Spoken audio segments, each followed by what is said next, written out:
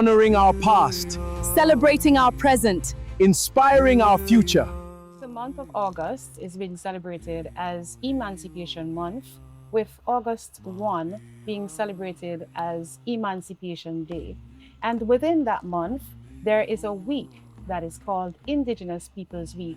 And that week runs from the 10th to the 14th of August.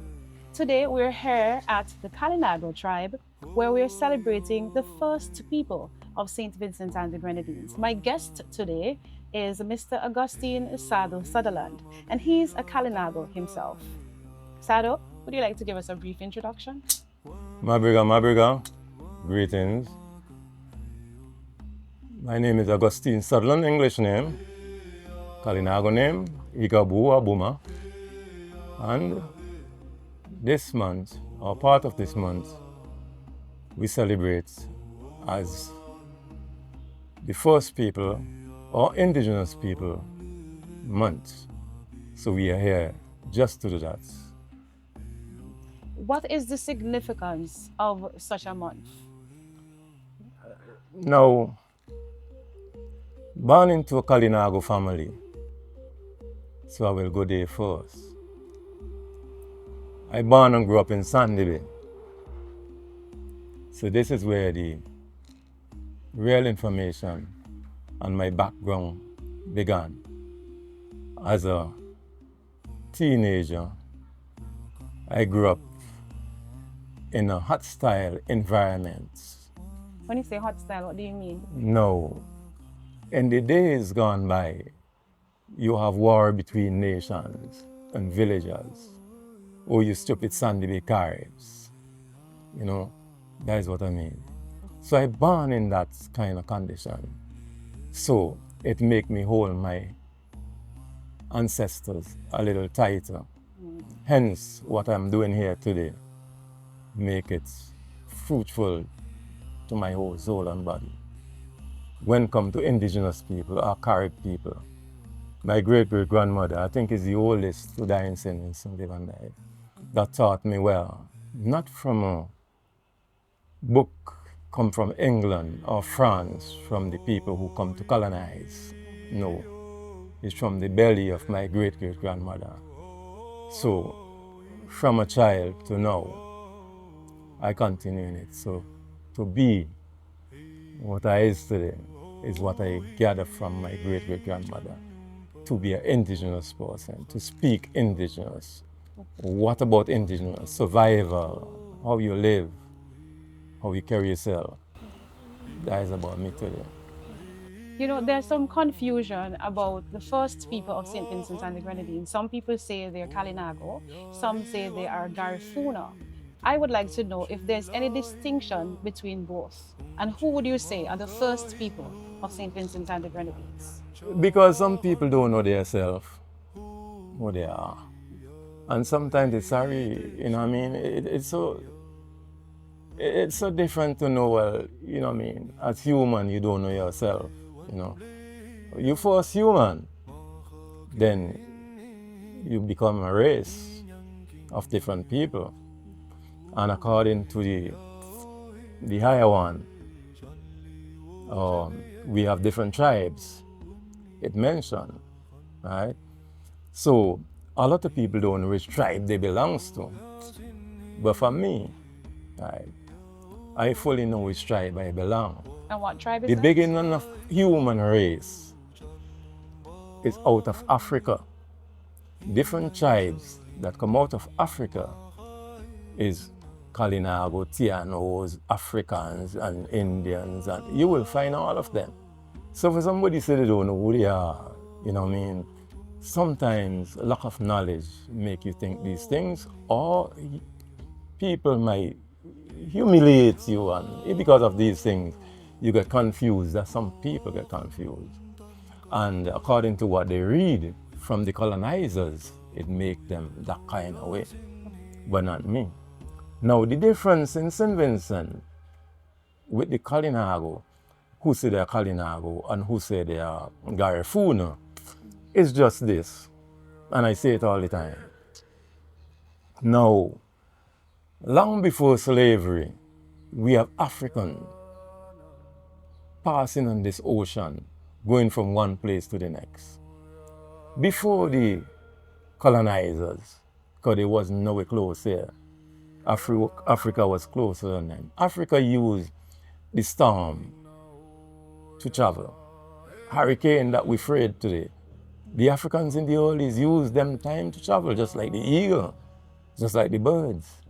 So that they follow the birds and the eagle to travel from one place to the next. So this is how the Africans who wasn't slaves reached here before the colonizers.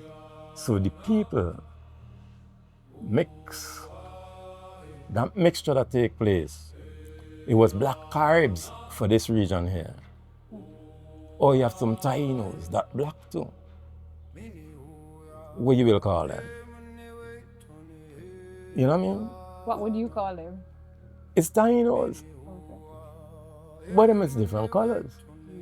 You have Indians, it's a different color Indian. Right? But it's Indians.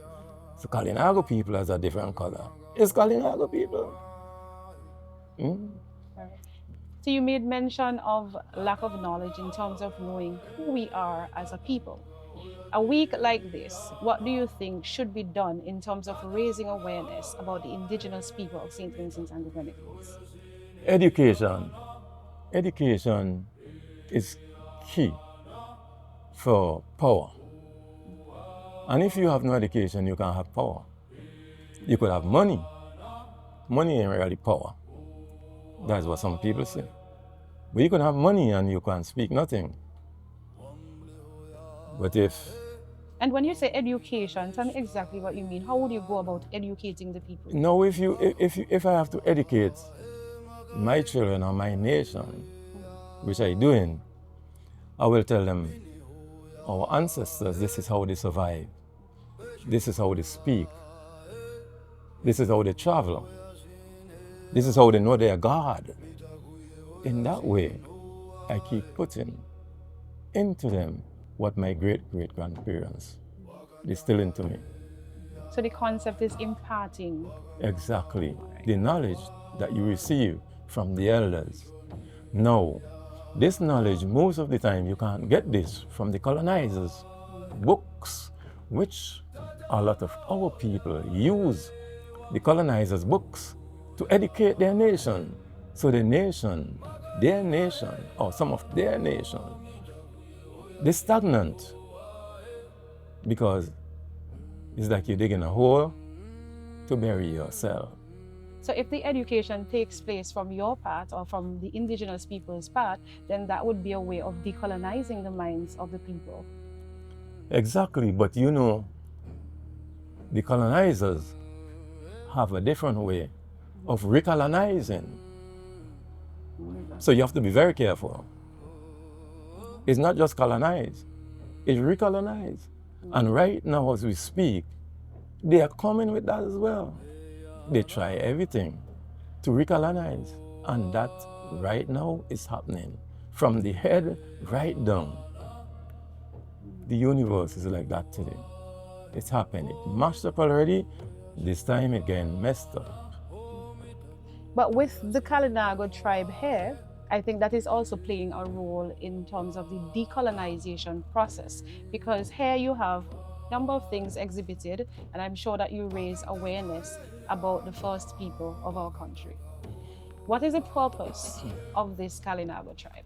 The Kalinago tribe, SVG, survived to educate not just Vincentian, because we have people from all part of the Caribbean that's come here for information. So that is what we do.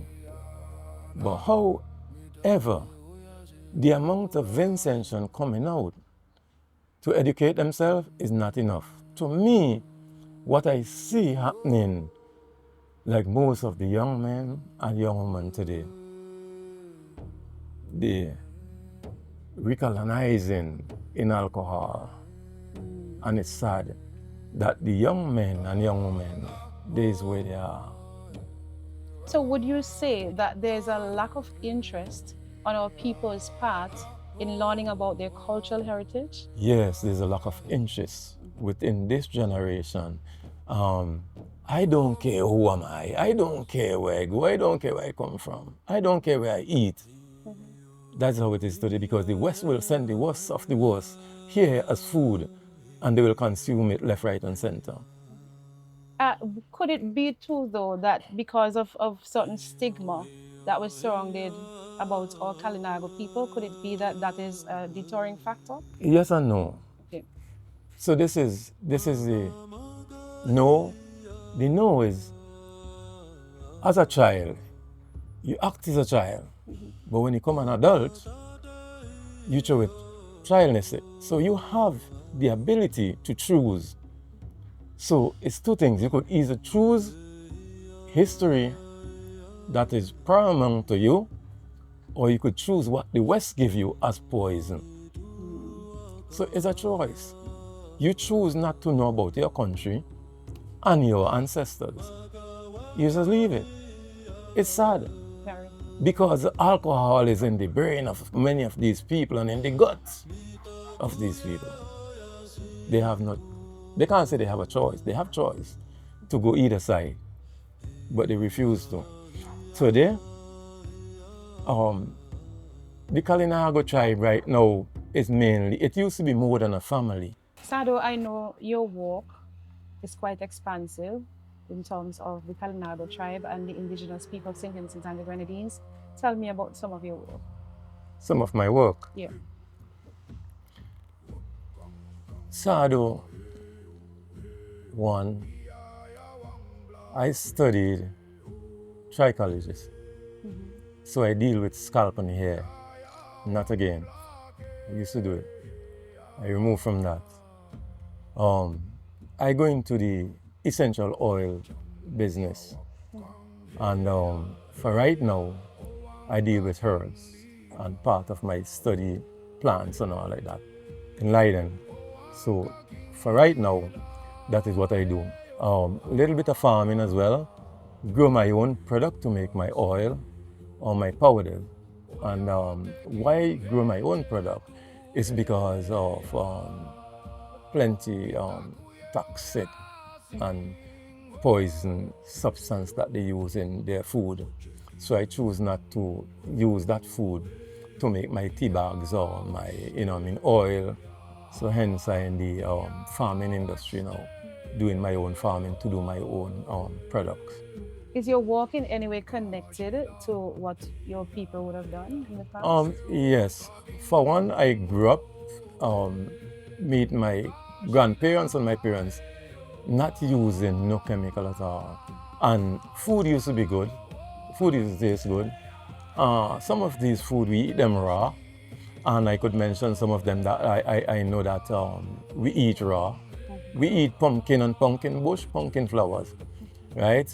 We eat potato bush, and their flowers as well. Chichira, we eat chichira, green, cook, anyhow you take it. The groundnuts, we cook it just like bread nut, right? So a lot of the food that we use tanya, and we use tanya head, and we use tanya bush. The dasheen head, the dasheen bush, everything like that. Today, if you try to cook a dasheen or tanya head, it's on a different color than the food itself, the nut itself it produces. The dasheen is the same thing. The potato is the same thing. They turn a different color. Some of the banana is the same thing too. First time we could eat with banana, eat the skin, everything. But now it's a difference. And it's because of the chemical that we use in our food. So yes, that is why I choose to go back there.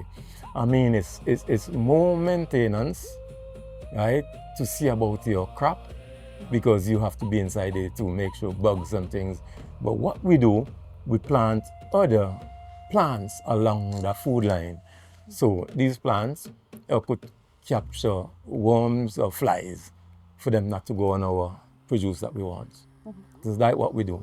We use chemical. We either use, for instance, we have a problem with the citrus family in St. Vincent now. I don't know for elsewhere, but for St. Vincent. This is what we do. The cinnamon oil that we make, we use that to spray our citrus plants with ashes. That is our own thing. We didn't see it no way. It's just a spiritual thing. Come to it, so we use it. And we see our plants growing healthy now, just like if you give them some good tonic. So we say, well, you know what I mean? Let me continue with that. So our citrus family that we have planted, like to make our lime oil and our cinnamon oil and things like that, yes, every one of them working good. So the cinnamon is working. Cinnamon oil is, that's what we do. So we're in Indigenous Peoples Week, and the Department of Culture has a number of activities planned for the week. There's an exhibition, there's this interview with you, there's a social media info series where we educate people on our culture, on our Indigenous people's culture. So the dance would feature punta and these things. What are some of the things that you would like to see done to celebrate the Indigenous people of our country? Some of the things that I would like to see done to celebrate Indigenous people.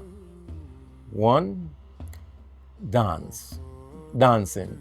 You mentioned the punta dance, but it seems like I hear punta dance and I hear some other dances. But what about the cassava dance, right? The cassava bread dance. What about the bonaro dance? And we have lots of dancing, but as I say again, the young people from the Kalinago people, they forget about these and gone to one major dance now. Everybody doing an African dance, no problem with that.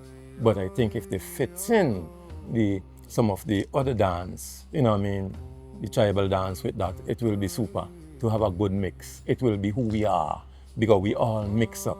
So we should mix up the dance as well. We should mix up the food as well, because the food is the same thing. We here in the Kalinago tribe, what we do.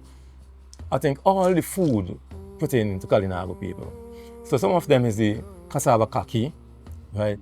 The madongo and rose fish, the cassava rose fish, the gigri juice, the gigri soup, the wiku rum, the wiku bear, and more we do to educate people about the movements of Kalinago and some of the things of Kalinago. We even have the map of St. Vincent with no English, no French, but Kalinago language. If you see a map with St. Vincent, you must know where you're from, so you could pronounce it in the Kalinago language. That's teaching, that's what we do. That's what I would like to see in this month here. But it's not like that. We're supposed to go out more, do some, just like how we do for Carnival. For Carnival, you have big parade all over. I think some parade could do around St. Vincent to go here, there, and everywhere to teach people, to show them that, okay, this is Indigenous People Month. These are some of the people, this is how they look, this is what they do, this is survival. And they're still living here, they're still here. They ain't gone nowhere. Although, when I look back at the community where Kalinago people used to reside, I see the old one going and few of the young ones. Hold on. It's kind of sad. Mm-hmm. So you mentioned cassava dance. Do you know that dance? I do bonaro dance, cassava bread but dance. Do you think all people are familiar with the dance? Well, I know some in Sandy Bay. Yeah, a few of them girls in Sandy Bay who know, because I teach them these dance. You know what I mean? So this is where you come in to teach people this dance so that they are familiar with it, and that we can have these parades and all of those things that you mentioned featuring these dances. What would you do in that regard? Well, I'm glad I'm doing it, but you see enough people in coming out to do it. Okay, and you did mention the Indigenous language. Now, I'm not familiar with that, and I'm sure many people are not. How versed are you with this language? Well, I can say I half fluent with my Kalinago language, because the Kalinago language, is about 18 language make up the Kalinago language. And similar to the Tiano, a few words are different. You know what I mean? Can you tell me a few words in the Kalinago language? The Kalinago language, mabriga. What does that mean? Mabriga means greetings. Good morning, good afternoon. So I'm challenging you as well to do your part. I know you're doing your part, but to do more in terms of educating people about the dances you mentioned, the language and so on, because that's the only way we're going to preserve this. And the food. And the food as well. Because the food is important. Because when you look at our food in St. Vincent and the Grenadines, a lot of men getting a big belly because of the bun up food that they eat on the roadside. And the same roadside could give you some good food. Right. You know what I mean? If you go on the roadside to buy food, you should get some good food instead of all this bun up pork that they have on the street. You know what I mean? Too much bun up pork. Look at some good fish. You know, we have plenty of fish. We're supposed to have plenty of that. Roast fish and dukuna roast fish and breadfruit roast fish and, you know, all these things. It's indigenous to we. So I think we could change that. You should walk down Kaleko or Bagaboo and see the street full with roast fish and some cassava. You know how couple of years from that you won't see no cancer in St. Vincent. But all this sort of thing we using on this pork and sauce, and when it burn, it make problem to every human being on the planet. Are you aware of any books or any maybe papers and so on that are written about the indigenous people of St. Vincent and the Grenadines? Yes, I was in Europe once, and as I say, that is European style. You know what I mean? They do and say what they want and write the words. From our context, I have no, but I started. I'm a co-author of books, right? And I'm glad that I started something like that. In my book, right, that I'm co-author of one of the books, you will find I speak about the last Carib War and how and when and where our people run to hide from the colonizers. So from that, you know what I mean, if some people have to go online to look for it, I think I can't remember, but the book is right here on your right. If you go on that side, you will see it. Now, it will give you a good idea when the colonizers came here, what they do, right? Especially when come to Yambu and from Kalekwa go up, Argyle, the burning of Tabuya and Manak houses, what they do and how much sacrifice make they. These are things that we're supposed to know. So I will come back to that, but I had to say this. Visit petroglyphs on the island. People take these things slightly and have them helter-skelter. But these petroglyphs is very important to the indigenous people. And when you pass some of these petroglyphs and you don't know the origin of these things, it's like nothing to you. But for somebody who knows, and if you educate yourself about these things, it will be good. Because some of the colonizers recolonizing now to come back here to take pictures of these petroglyphs to make money on their behalf. I see it. And not explaining truthfully or how these petroglyphs come by or what they represent. You have to know what they represent, because some people think that they all just sitting there like nothing. So one, some of our petroglyphs that you see on the stones, you will see, for instance, a headpiece, just a head. Do you know is a sacrifice take place there? Yeah. Take that one and swallow it good, because you wouldn't get it from nobody else. Some of the colonizers, they know that, but they don't mention that because they're afraid that it will be a disturbance up to this day with you and them. So they come in to recolonize in a different way. So in my teaching, I say this: these things is not to be taken slightly. There are plenty sacrifice that happen here with our people and the intruders, especially up to the head of the island. Because to the head of the island is where they trace most of our people, and the British say they're giving them that to live. It's signed and sealed by the British, but up to this day, the half colonizers who take over from the colonizers who to run the country, and see it fit to say this is the land belongs to the Kalinago people or to the indigenous people. They stay silent with it, and some of them even say, oh, it changed from one lawyer to the next, and all of these stories you will find. Up to this day, some of these things is what hinder the education, to educate people the rightful thing. I stray a bit there, but this sometimes happen when you're in this kind of... Because you're passionate. Right? So I will fight for that, the language, survival of the Kalinago people, until I know more. But we've heard about the language and all those other foods and all those other aspects of the culture. What about the people? Do you know of some of the Garifuna, well, not Garifuna, but indigenous people of this country that we should actually know of and celebrate? So I will say, this should have done some years ago, you know, some years ago, because they didn't have much elders today on the island. Most is young people having children. The elders already, majority probably have 2 elders in Sandy Bay now. All the elders passed over the rainbow already. 42 elders. The elders that you will find is one Baptiste and one Francois. Yeah. It maybe have few others, you know what I mean?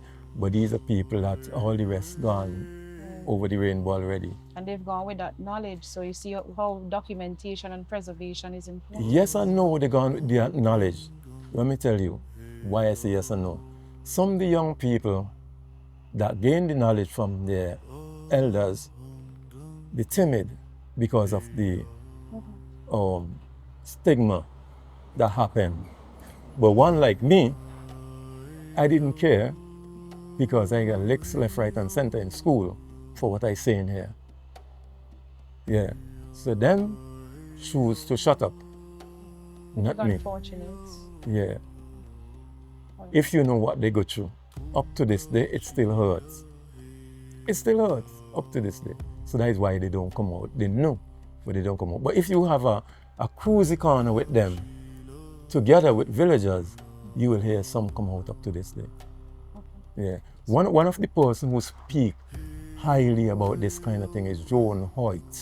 Yes, I know Joan. If you know Joan Hoyt, when she talks sometimes, water spring out of she eyes when she speak these kind of things. She's usually at the Garifuna conference. That's right. So I is one of them too, and it have some more. Not much is like we. They prefer to be silent. So on Friday, you'll be at the exhibition that the Department of Culture will be hosting. What are some of the things we can expect from you there?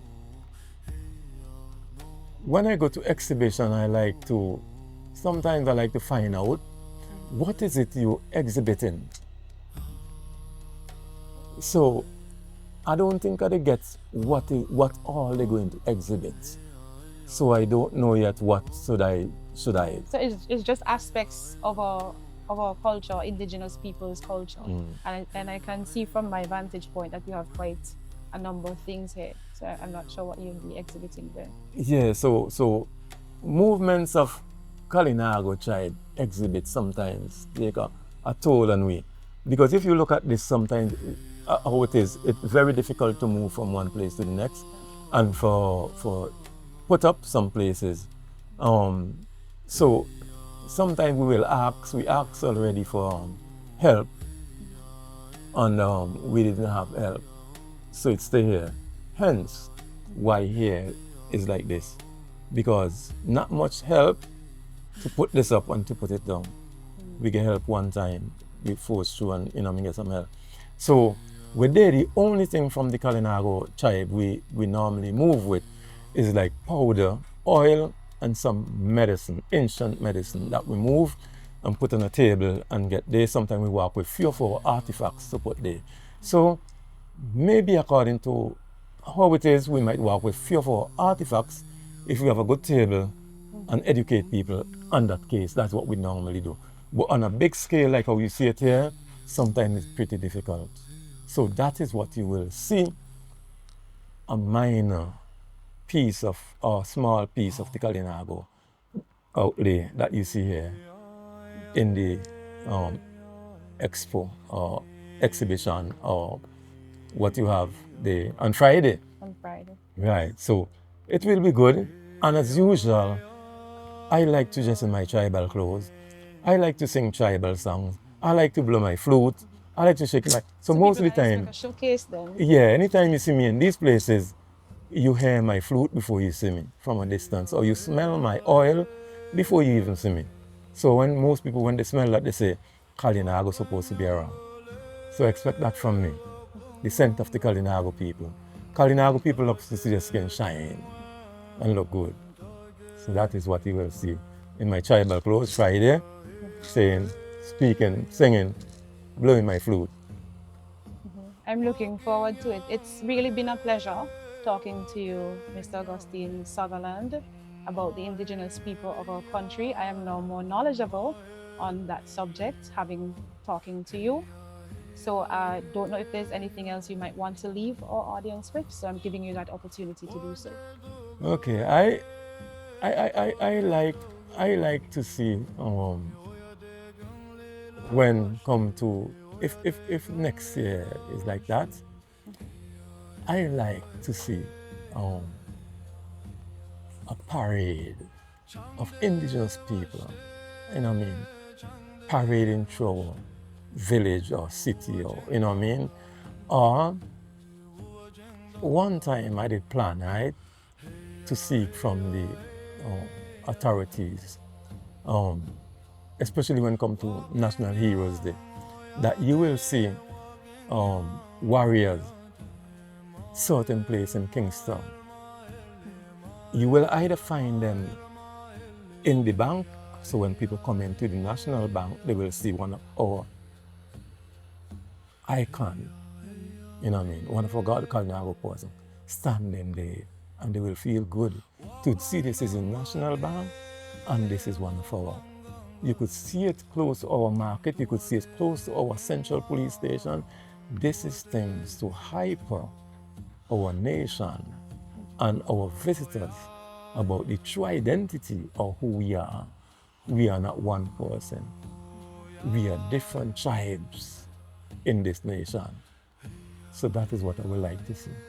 Well, I trust that the powers would would hear your recommendations and would take them into consideration. So thank you again for talking with us, and see you on Friday. Right, my bigger.